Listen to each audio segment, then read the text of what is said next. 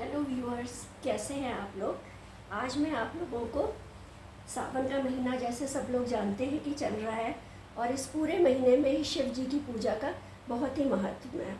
तो मैं आज आप लोगों को शिव जी पे कुछ चीज़ें जो चढ़ाने से हमें क्या फ़ायदा होता है और उनकी शिव जी की पूजा हम सावन में किस तरह से करें, कैसे उनका भजन कीर्तन करें कि हमें ज़्यादा से ज़्यादा उसके फल की प्राप्ति हो सके।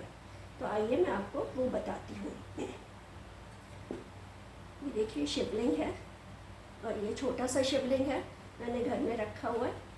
तो ये मैं आपको इसमें बताती हूँ कि इसमें क्या। देखिए वैसे तो हम शिव जी को भोले भंडारी कहते हैं, वो एक लोटे जल से ही प्रसन्न हो जाते हैं, लेकिन कुछ चीज़ें हैं जो उनके ऊपर चढ़ाई जाती हैं। तो ये जैसे अगर आपने उनको जल चढ़ाया तो जल ही काफ़ी है, और आप उनको ओम नमः शिवाय ओम कुछ भी बोलते हुए आप उनको जल चढ़ा सकते हैं। ऐसे नमः शिवाय नमः शिवाय नमः शिवाय नमः शिवाय नमः शिवाय नमः शिवाय नमः शिवाय नमः शिवाय नमः शिवाय नमः शिवाय। ये नंदी महाराज है। नमः शिवाय श्रृंगी है। इस प्रकार से इससे जल चढ़ा देते हैं। अब दूध चढ़ाने से क्या होता है, हम जब शिवलिंग पे दूध अर्पित करते हैं तो दूध चढ़ाने से हमें आरोग्यता प्राप्त होती है, हमारा शरीर स्वस्थ होता है, हमारे समस्त रोग दूर होते हैं। और दही चढ़ाने से क्या होता है, दही चढ़ाने से हमें हर्षोल्लास की प्राप्ति होती है, हम खुश रहते हैं, हमें बाबा भोलेनाथ जीवन में खुशियों का वरदान देते हैं।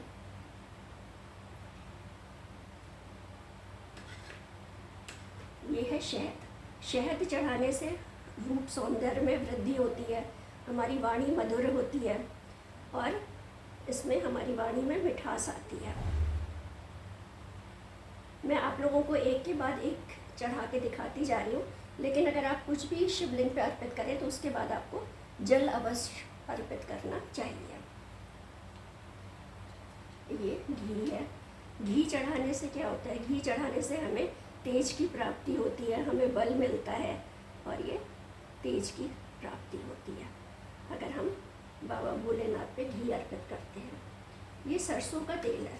सरसों का तेल अर्पित करने से शत्रुओं का नाश होता है,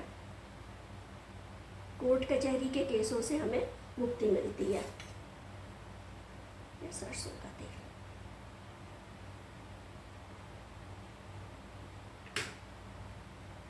ये गंगा जल।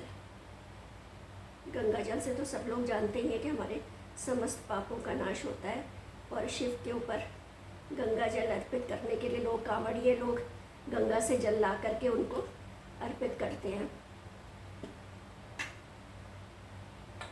और मैं भी आपको आगे और चीज़ें भी बताऊंगी कि उनको अर्पित करने से क्या होता है।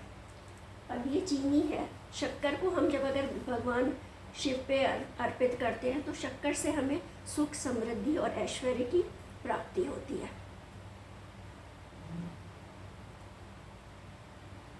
चावल अर्पित करने से हमें धन की प्राप्ति होती है और सुख समृद्धि हमारे घर में आती है। आप रोज पूरे सावन में जल अर्पित करके अगर एक दाना चावल का उनको अर्पित कर दें तो वो भी आपके लिए काफ़ी है। और जौ को अर्पित करने से हमें बहुत सारे फल मिलते हैं, जैसे इसमें हमारे सांसारिक सुखों की वृद्धि होती है अगर हम जौ अर्पित करें। गेहूँ मेरे पास अभी नहीं है, गेहूँ को अर्पित करने से वंश में वृद्धि होती है आपका। और ये अगर हम तिल को अर्पित करते हैं तो तिल से हमें क्या कहते हैं, समस्त रोग जो हमारे हैं वो नाश हो जाते हैं। जो लोग बीमार हैं उनको तिल अर्पित करना चाहिए। और अगर किसी को नज़र दोष लगी हुई है, घर में कुछ भी है, आपको लगता है, तो आप इस पर सरसों अर्पित कर सकते हैं। काला तिल और सरसों दोनों चीज़ें ही ये आपके रोग के लिए और नज़र के लिए बहुत ही अच्छा उपाय है। उसके बाद फिर हम इसके ऊपर जल अर्पित करते हैं।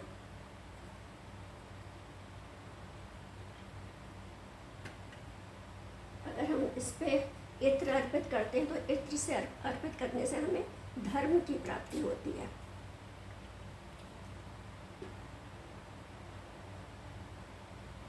चंदन अर्पित करने से हमारे समाज में हमें यश की प्राप्ति होती है। ये सफ़ेद चंदन है, शिवलिंग पे ज़्यादातर सफ़ेद चंदन अर्पित किया जाता है। ये सफ़ेद चंदन है, इससे समाज में हमें यश की प्राप्ति होती है।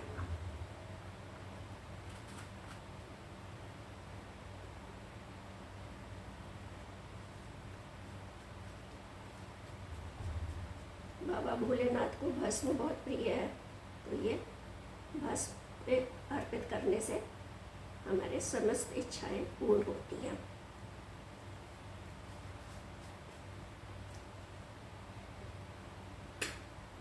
अगर हम केसर भगवान को अर्पित करते हैं तो केसर अर्पित करने से हमारे दाम्पत्य जीवन जो है वो सुखमय होता है, और अगर किसी का विवाह नहीं हो रहा तो उसके विवाह की समस्त बाधाएं दूर होती हैं।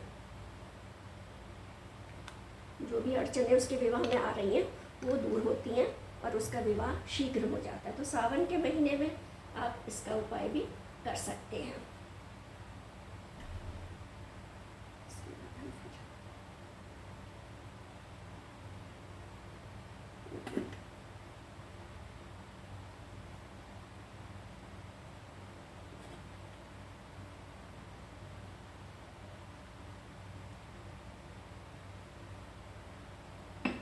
शिवलिंग को साफ करके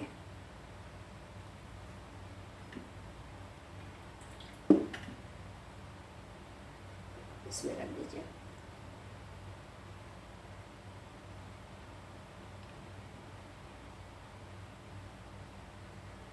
भगवान भोलेनाथ को अगर हम दूर्वा अर्पित करते हैं तो दीर्घ आयु प्राप्त होती है।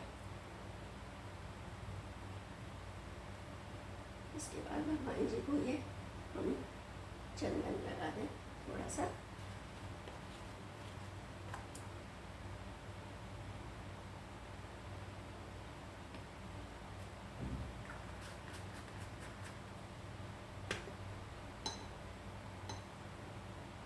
और बेलपत्र है, धतूरा है, धतूरे को भी हम चढ़ाते हैं तो उससे हमारे क्या कहते हैं सुयोग संतान प्राप्त होती है।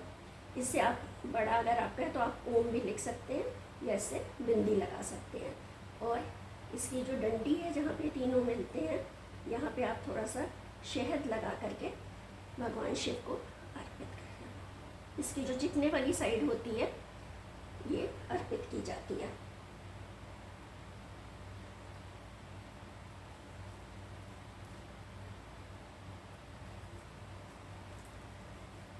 इसमें पर इनको जो भी आपके पास फूल हो आप वो फूल चढ़ा दीजिए।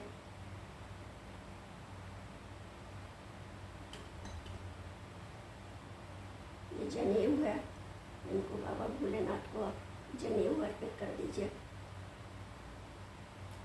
और आप उनको जो भी आपके पास अवेलेबल हो आप भोग लगा सकते हैं उनको। अब ये माता पार्वती भी है, पूरा शिव परिवार की पूजा करते हैं, तो आप माता को साथ में चुन्नी अर्पित कर सकते हैं। और ये माता को श्रृंगार का सामान है, ये पूरा उनका श्रृंगार का सामान भी ये सारा ये अर्पित करें।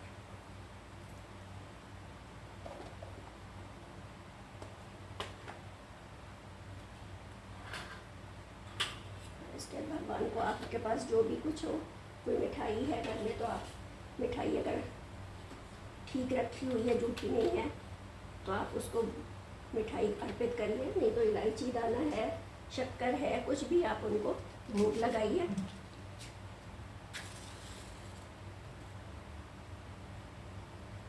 आरती करिए उनकी।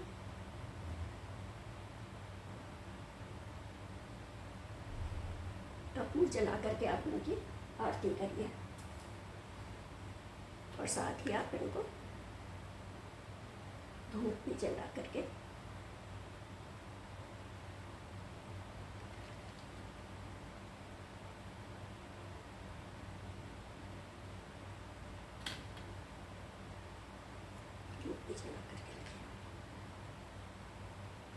ये आपका हो गया धूप, दीप, नैवेद्य, फूल बेलपत्र, चंदन, जल सबसे आपका योग्य। आप इनको फल भी जो आपके पास हो आप फल भी अर्पित कर दीजिए। और इस सब के बाद आप उनको लौंग और इलायची, अगर आपके पास पान का पत्ता है तो आप पान के साथ उनको लीड़ा लगा के अर्पित करिए, नहीं तो लौंग इलायची भगवान को अर्पित करिए। रुद्राक्ष भी अगर आपके पास है तो आप रुद्राक्ष भी उनको अर्पित कर सकते हैं सावन के महीने में, ये भी बहुत अच्छा होता है। अगर नहीं है तो मुझे, जैसा मैंने बताया कि बाबा भोलेनाथ भोले भंडारी हैं, सिर्फ एक लोटे जल से ही वो खुश हो जाते हैं। आप कुछ नहीं कर सकते तो सिर्फ भगवान को एक लोटा जल चढ़ाइए और जितना हो सके ओम नमः शिवाय का जाप करते रहिए। जप करने का ये मतलब नहीं है कि भगवान की पूजा का कि आप मंदिर जाकर ही पूजा करिए, आप घर में कर सकते हैं, आप भजन कीर्तन कर सकते हैं, आप उसके बारे में चर्चा कर सकते हैं, शिव चालीसा पढ़ सकते हैं।